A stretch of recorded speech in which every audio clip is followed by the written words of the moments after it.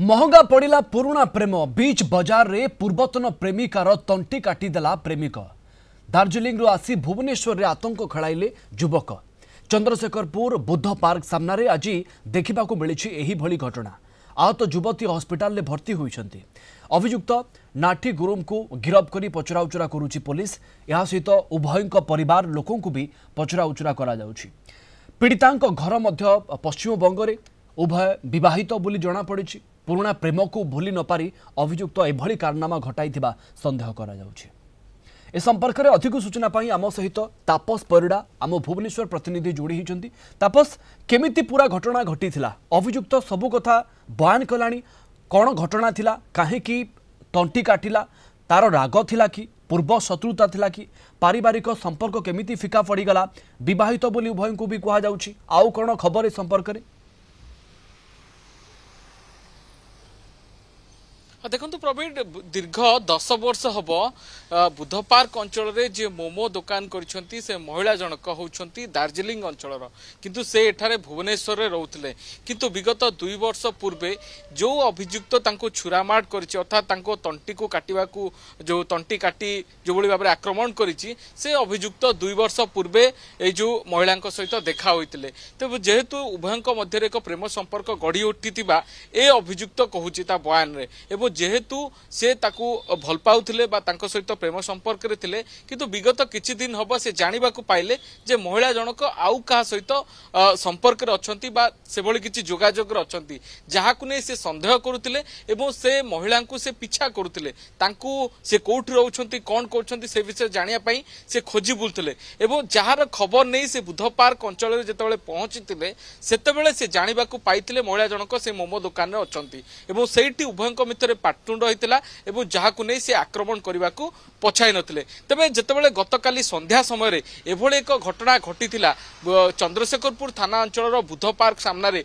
एभोले एक युवक हाथ रे छुरी धरी जने महिला को आक्रमण करुछि। महिला जनक चित्कार करुछि जे मते छाड़ी दियो बा मते छाड़ी दियो एभोली भाबरे से चित्कार करुछि एवं खसी जिबा पई उद्यम करुछि। तापरे पाखरे जो लोक माने अछंती से माने देखि तापरे दौड़ी आसीछंती। युवक जनक हट्टाकट्टा होइतिबारु एवं एक हट्टाकट्टा चेहरा रे हाथ रे छुरी धरी एभली आतंक मचाउथिबा समय रे जेतेबेले स्थानीय लोके देखिबा को पाइतिले सेतेबेले समस्त मध्य भयभीत हो जाइतिले एवं युवक को अटकाइबा को मध्य कष्टकर होइतिला।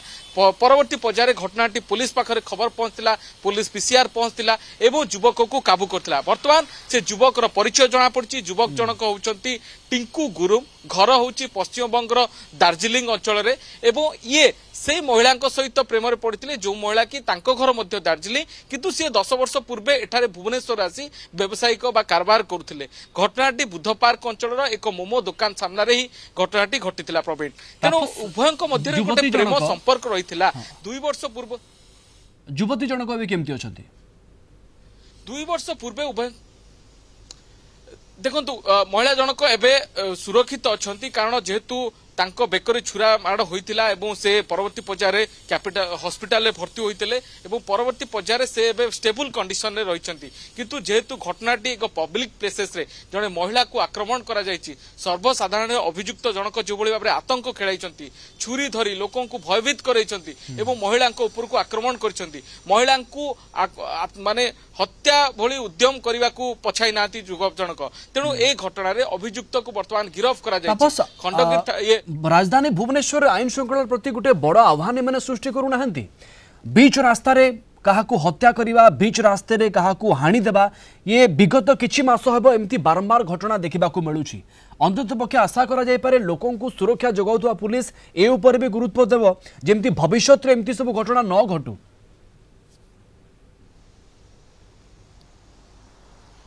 निहत भाव प्रवीण ए घटनार जदि देखिए ठीक 24 आवर भितर एभली अभियुक्त को गिरफ्त करा जायछि। अर्थात यह गोटे पॉजिटिव मेसेज जाउछि जे के भी आईन को हाथ को नब निहत भाव तार आईन रो फास भितर फसिबो।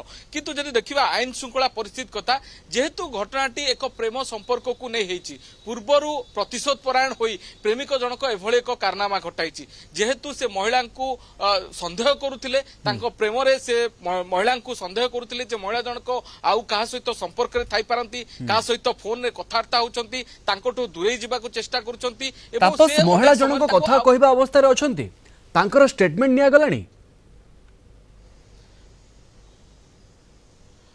देखु प्रवीण जेहेतु महिला जनक आहत अवस्था अच्छा गुरुतर अवस्था अच्छा से बर्तमान चिकित्सित अवस्था अच्छा तेणु ए समय पुलिस प्रतिक्रिया नहीं पारि ना किंतु पुलिस घटना तदंत करिछि प्राइमा फेसिया तदंत जहाँ पुलिस पाखरे मिली से इन्वेस्टिगेशन नु पुलिस प्रथमे अभियुक्त को गिरफ्त करिछि एवं अभियुक्तर जहाँ बयान रही जे उभय को जानी उभय मध्य संपर्क थिला एवं जेहेतु अभियुक्त जनक विश्वास रे या भावी नौथिले जे महिला जनक जेहेतु दूरे रोचंती कारण ए अभियुक्त जड़े होटेल रे काम करे से जड़े सेफ भावे काम करे तेणु अनेक समय उभय मध्य फोन रे वार्तालाप हुए तेणु जितेबाला उभय मध्य वार्तालाप को नहीं गोटे कम्युनिकेशन गैप है महिला जनक दूरे जावाक चेष्टा करते तेणु युवक जनक गोटे प्रकार कहवाक गले प्रेम रे प्रतिशोध परायण हो जाते से सन्देह करुले तेणु से सन्देहर दिगटी एक आक्रमण रूप नहीं जितेबाला सामने से प्रेमिका को देखा पाई परवर्ती पर्यायर एक उग्र रूप नहीं